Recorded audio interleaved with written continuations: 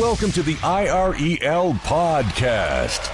Are you sick and tired of real estate gurus pitching their next pre-construction deal only to find out years later they were completely wrong? Worried the next overseas conference you spend thousands to attend will only be used to sell overpriced lots and deserted developments?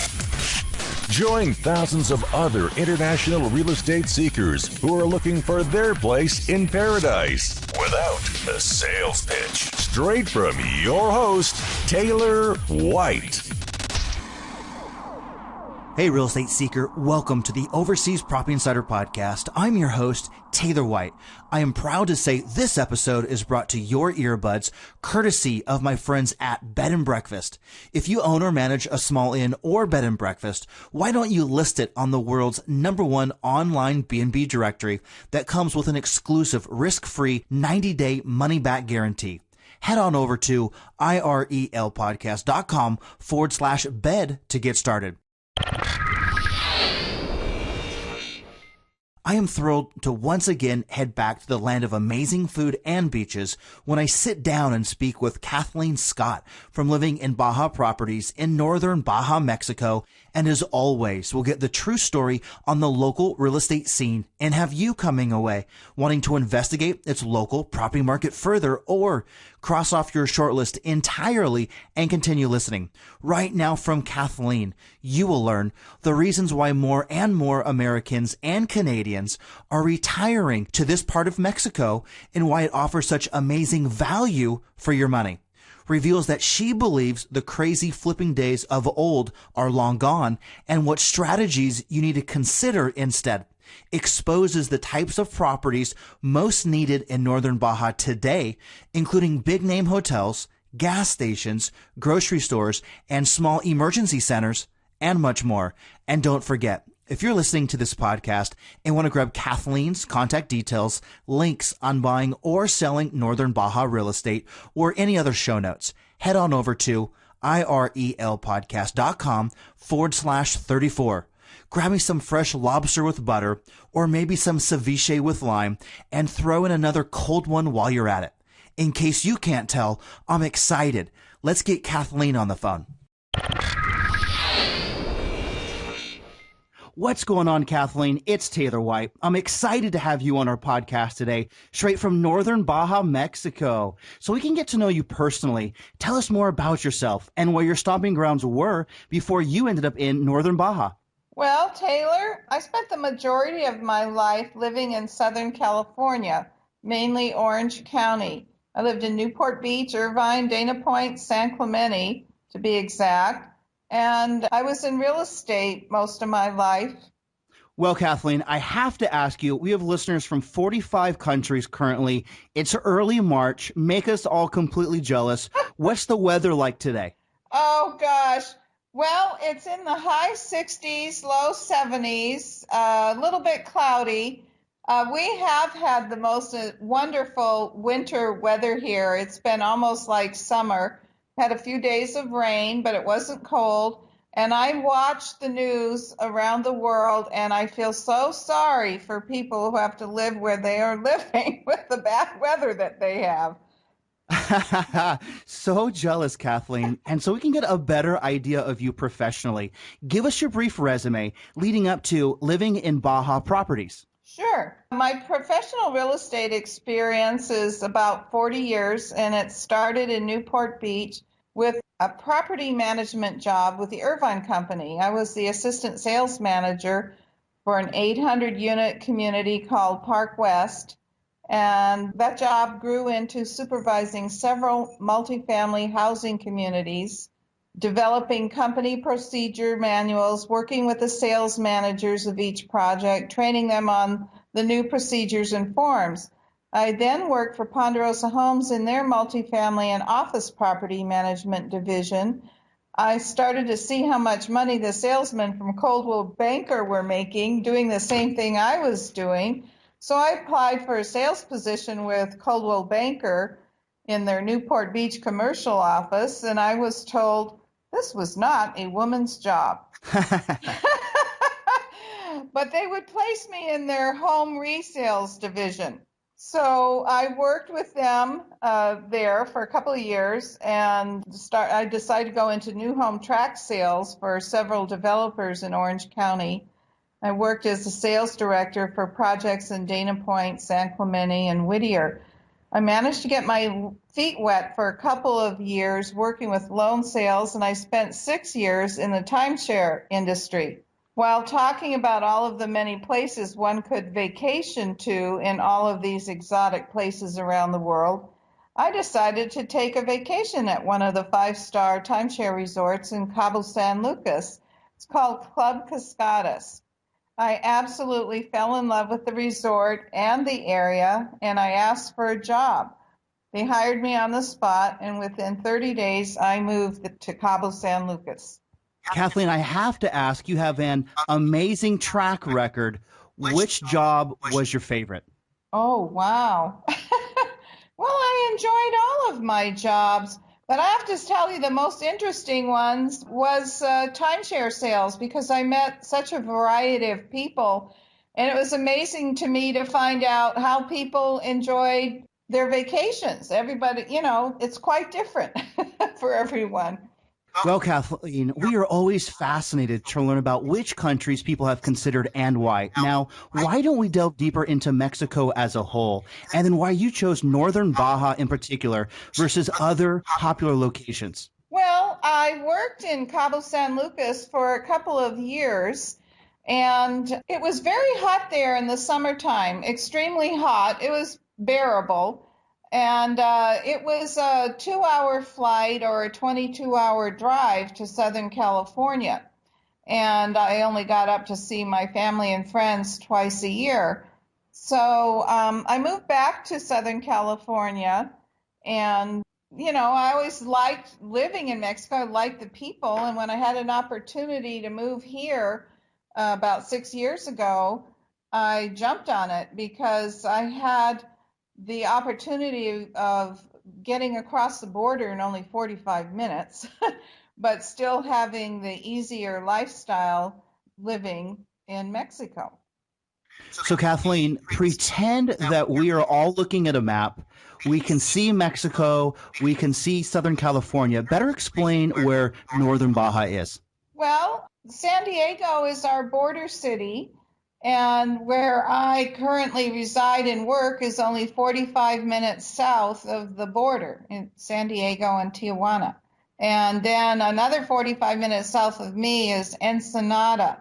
I spend my time working between here and the San Diego border. Well, Kathleen, we have gotten to know you both personally and professionally, reasons why you chose Mexico and why Baja speaks to you. But get ready, because now it's time for us to pick your brain on the local real estate scene. And to get the juices flowing, we're going to do a quick round of what I like to call the real estate hot seat. We'll ask you 5 rapid fire questions, and you give me an answer in 15 seconds or less each. Kathleen, are you ready for the Baja hot seat? Sure. All right. What currency is local real estate priced in? U.S. dollars or Mexican pesos? Is owning property as a foreigner legal? Yes, if the property is located within 50 miles of the border or the oceanfront, Mexican law requires that non-Mexicans acquire a 50-year bank trust. However, there is a movement now by the Mexican government to do away with this law. It's been passed by half of their House of Representatives, and they're waiting for the other half to approve of it. Can property be titled? Yes, we work with many U.S. title companies here with offices in both the U.S. and Mexico. Can money flow in and out of Mexico easily, or are there currency restrictions? Well, I personally am not aware of any currency restrictions. Banking being done online these days, it's quite easy to transfer funds. A person would have to check with their own bank to see what they require. And as listeners know, Kathleen, my number one question, what is your favorite local drink? Well, I enjoy a nice cold Mexican beer, a margarita, or a glass of one of the wines that are produced here in our local wine country called Valle de Guadalupe. And Kathleen, I can't let you off the hot seat yet because Mexican food is probably one of the best in the world. Can you explain or talk more about some of your favorite foods? Oh, wow. Chili relleno is probably one of my most favorite, and I love their pork tacos. And And, lobster. We have great lobster here. and you said Mexican beer. My favorite is Tecate. What's your favorite beer? I drink Tecate or Sol. I tend to like the lighter tasting beers. They're all pretty good though. And correct me if I'm wrong, but you have to add lime and salt to make it a real beer. Am I right, Kathleen? Yes, that's true. Okay, Kathleen, you are off the hot seat, but it's time to zero in on the local real estate scene. Give us your brief synopsis on the Baja real estate market over the last few years, where it is today, and then where you see it heading for the very near future. Sure. When I first arrived here in Northern Baja, it was 2008, and the economy in the United States was crumbling, thereby causing the investment capital Americans were used to having to diminish. Plus, the drug wars here in Mexico were causing many Americans to fear travel here. So I have to tell you, real estate here was almost non-existent for the first 4 or 5 years I was here. It was very, very slow. There was a lot of fear. But I've seen a tremendous difference since last summer. Tourists are returning, and when people come here, they see that living in Mexico is even a lot less dangerous than some U.S. cities. The climate, the welcoming, warm-hearted feelings of the Mexican people, the laid-back, que sera attitude is a welcome change from the hustle and bustle they are used to. I actually see more and more retired Americans deciding to make this part of Mexico their new home, mainly because of the proximity to the U.S., as well as the tremendous savings they enjoy here and the mild climate that we have all year round. It never gets too hot or too cold. The average temperature here is between 70 and 80 degrees. It's my understanding also that the Mexican government is working on improving health care here and making Northern Baja the go-to place for health care as well. So I wouldn't be surprised if we have even more retired Americans deciding to live here, and Canadians.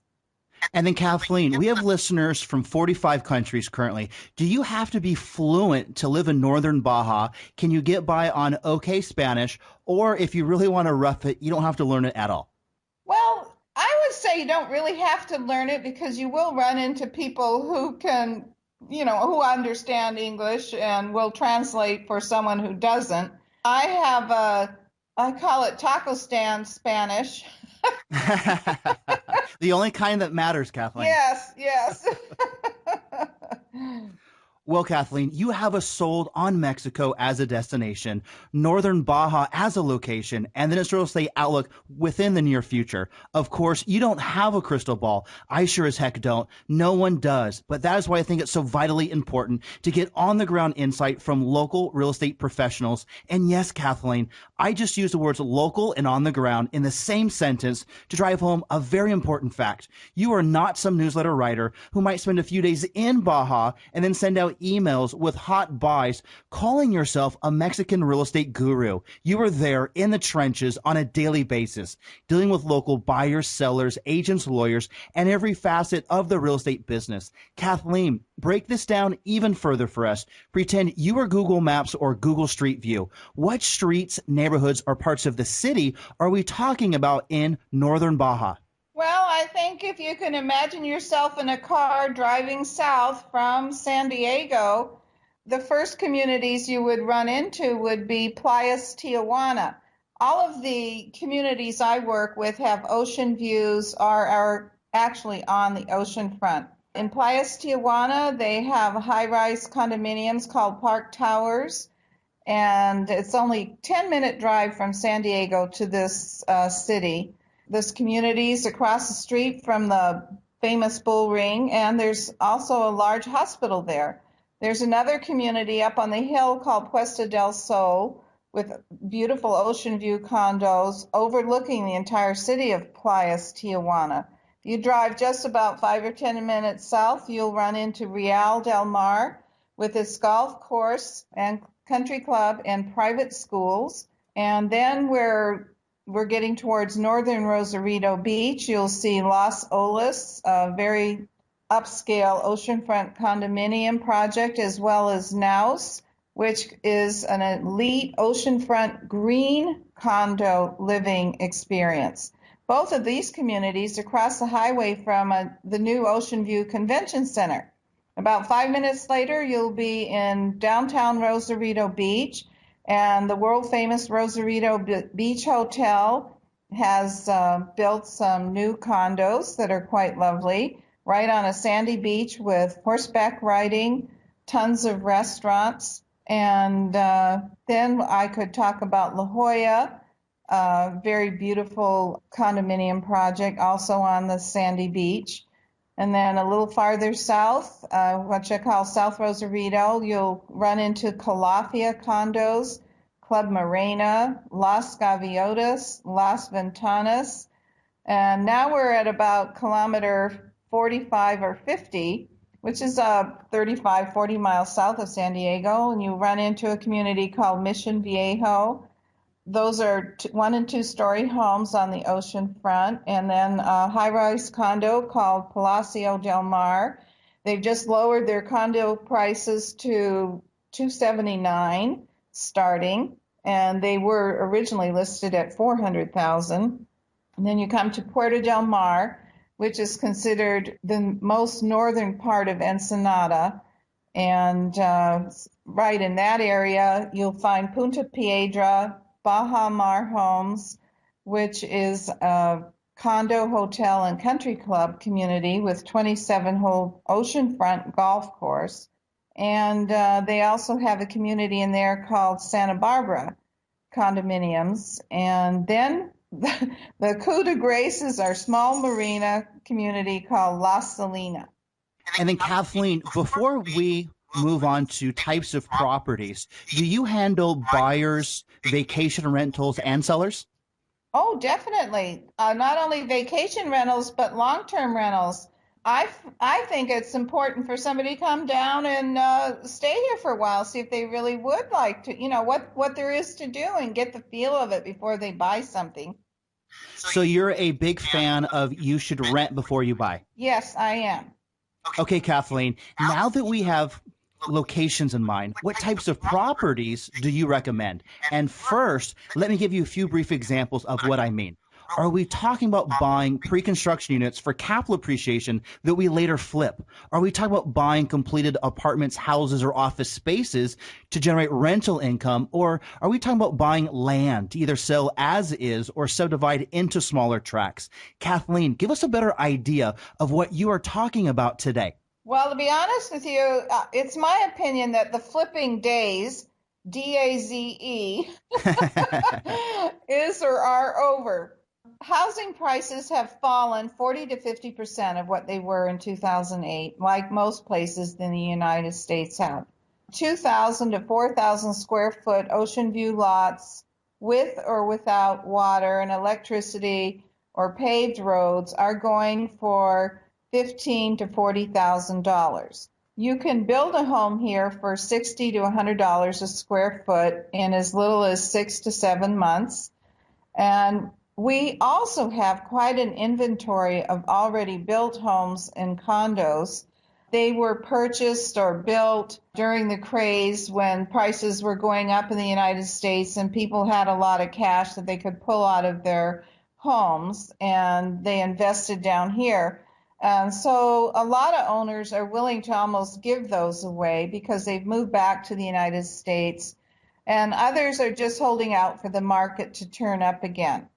Personally, what I see most needed here in this area, a couple of big name hotels, classy hotels, and a medium-sized shopping center with a gas station, a nice grocery store, restaurants, maybe even a movie theater towards the southern end of Rosarito Beach, and also near the communities of La Salina and Baja Mar.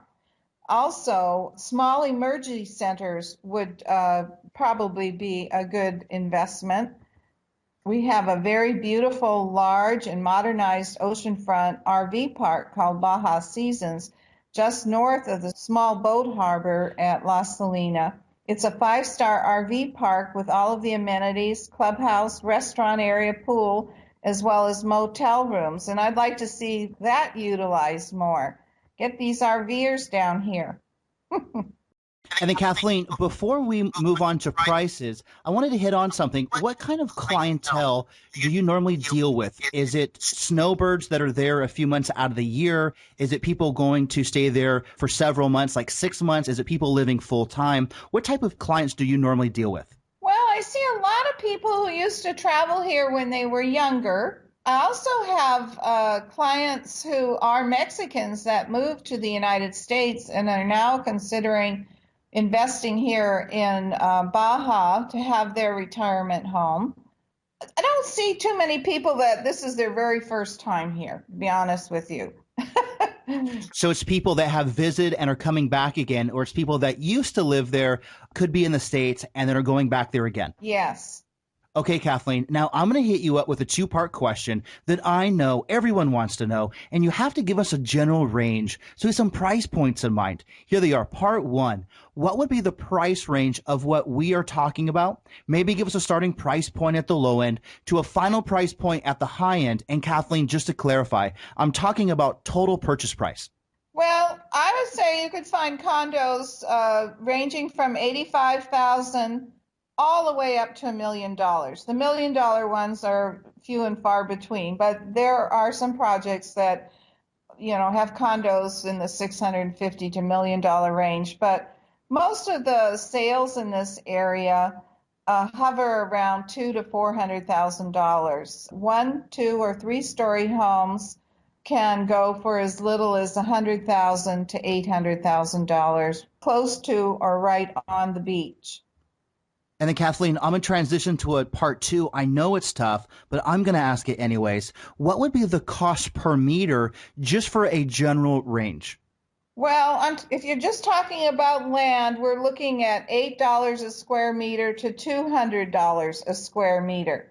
Everything is negotiable. Some of the people down here have a very inflated idea of what they can get for their property, but when you bring a buyer, an all-cash buyer, and the offer is staring them in their face, they are willing to negotiate. It's amazing what cash will do to people. They'll change their mind just a little bit. And Kathleen, I wanted to hit on something. What's the sweet spot that people are coming down there to look at? What's that price range? I think you said it was something around $200,000 to $400,000. Are they buying houses? Are they buying condos? Do they buy in gated communities? What are they doing? I would say both condos and houses, and mostly in gated communities with all of the amenities, electric, water, roads. That's what most Americans, find themselves buying. They're used to being spoiled. They want to have everything nice, so that's what they buy. Kathleen, this is a question I like to call, what would sister do? My 40-something-year-old sister calls you up, says she has X amount of dollars to spend. You can't let my sister down, Kathleen. Share with us 3 examples you would show her and explain why these make sense. Well, first of all, I really would know the exact amount of money she can afford to spend and when she would be ready to make a decision, because there's so much for sale here. I could go crazy showing her stuff. Does she want to live in a condo or a home? Does she want to be in a community setting or live on her own? Does she want an ocean view or ocean front? Does she want to be near a golf course? Does she like city living or country living? Would she be willing to pay HOA dues? And if so, how much? Because they can run anywhere from $25 a month to $500 a month. And is going to the United States or being close to the border important to her?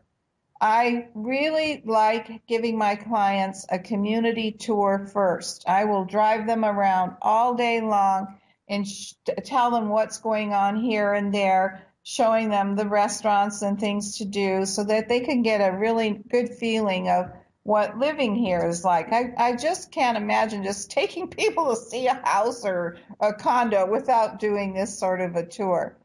And like we talked before, I would also have them consider renting first if they're not familiar with living in Mexico, to see if that's the lifestyle they truly want. And then, Kathleen, if people are moving down with kids, are the public schools good? Is there private schools? Do they do homeschooling? Well, there are private schools, and they are closer to Tijuana. They're probably about 20 minutes from the border. I have friends that have their American children in the private schools. And since I don't have any children myself, I really haven't familiarized myself. I see the local schools here, and the children in Rosarito Beach, they work uniforms. They seem to get out of school about 1:30 in the afternoon. I don't know about homeschooling. I actually have talked to a couple of families that do homeschooling already, so that, they're able to do that. Kathleen, we are laser focused on areas of Northern Baja. We know our starting price point. We have an idea of cost per meter. We have examples which are good enough even for my sister. Now I have to ask an obvious question. How are we going to buy? Do we need to come in with all cash, or can we come in with a certain percentage down and get local financing from a bank or credit union? Well, I can tell you that cash is always the best way to purchase down here. Cash is king. Mexicans are not used to carrying paper on their homes. They like a clean cut deal. Like in the U.S., a lot of people will carry back a second. Anyway, you'll get a better negotiating position for price if you can pay cash. You can purchase loans here in Mexico from Mexican banks, but you need to be pre-qualified for a loan. The Mexican loans require about 30% down, and their loans are at 7%. They're higher than U.S. prices, and they may only provide a 5 to 7 year loan. Sometimes you can talk them to amortize that loan over 20 years with a balloon payment at the end of 5 to 7 years. And then we have closing costs here, which include title, and they can run 5 to 7% of the purchase price. Also, getting a bank trust will cost you $2,500 to initiate, and it's $550 a year. And then, Kathleen, I wanted to touch on something from earlier about buying pre-construction. What might the payment terms be like on a pre-construction condo? Pre-construction condo, wow.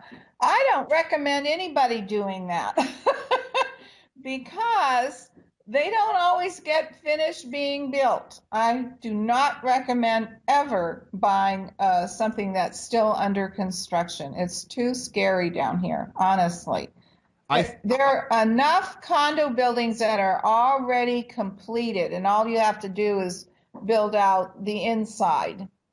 I think that's fantastic advice. And one easy example of something, and correct me if I'm wrong, that was supposed to be built, it was a huge announcement. You're going to know who I'm talking about. It never got built, was Trump. Yes, yes. And I was living in the United States when I heard that. And when I heard that they sold everything out in one day, I said, that is BS. That is a marketing ploy.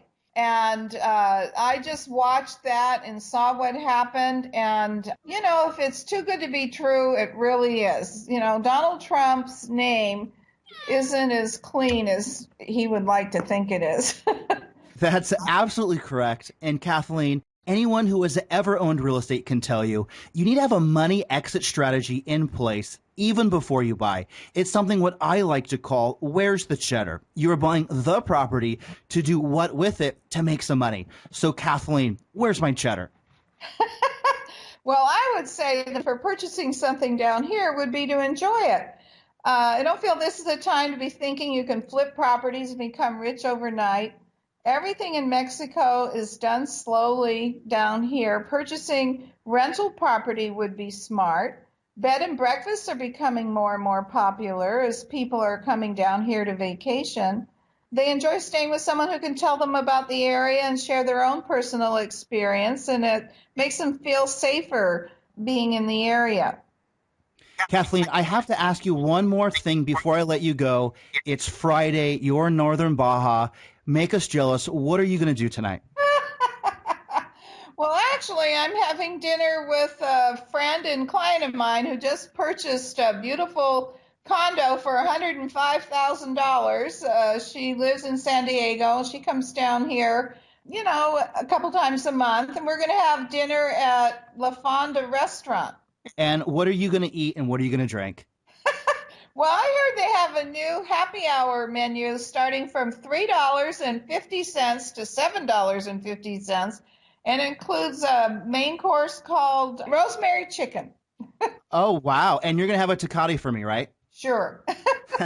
Okay, Kathleen, I wanted to thank you for taking the time to share with us about Northern Baja real estate. We have heard about your journey, why you chose Mexico, exact areas to focus on, price points to look out for, examples good enough even for my sister, a money strategy to purchase, and then what we might do with it after the fact to make some cheddar. Unfortunately, it's time to say goodbye. But before we do, share with us easy ways to get a hold of you, any parting advice you might want to share, and then let's say goodbye. Sure. My company name is Living in Baja Properties. Add a .com to that, and it'll take you to my real estate website. I also use the name Baja Home Sales. My office is located in my home in the beautiful community of Puerto del Mar, which is located at kilometer 55 on the main highway. I can be reached on my U.S. Vonage line, 949-340-0615, or I have a Mexican landline. You need to dial 01152 if you're dialing from the United States, then my area code 661-614-0447. My email address is bahakathleen@yahoo.com. I'd be happy to talk to anybody and help them out. Absolutely fantastic, Kathleen. I have really enjoyed this conversation straight from Northern Baja, Mexico to our earbuds, and I hope we can catch up again in 3 to 6 months. Well, thank you, Taylor. It's been fun for me, too. I really do enjoy living here in Northern Baja, and so many of my clients say, boy, I can tell you really like it here. And I enjoy sharing what I've learned about a nice lifestyle for a lower price with anyone who's interested in finding out.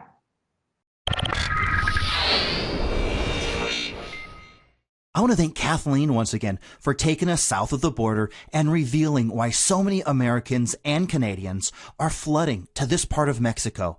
Listening to Kathleen reminds me of why Mexico is such a fabulous destination, and I can't wait to get her back on the show again soon with more specific Northern Baja real estate investments she believes you need to hear about right now. If you're listening to this podcast and want to grab Kathleen's contact details, links on buying or selling Northern Baja real estate, or any other show notes, head on over to irelpodcast.com/34. Are you a real estate agent like Kathleen with an amazing story you want to share? Do you have properties located in the world's most desired hotspots just waiting for buyers? Well, guess what? I want to help. Whether you're a Kiwi in Panama, an Englishman in Chile, or an American in Mexico like Kathleen, I invite you to share it with my eager listeners. Head on over to irelpodcast.com/34 to get started, and together we will share your story. You have been listening to the IREL Podcast with Taylor White. Be sure to hit up irelpodcast.com for more. That's irelpodcast.com. Thanks for listening.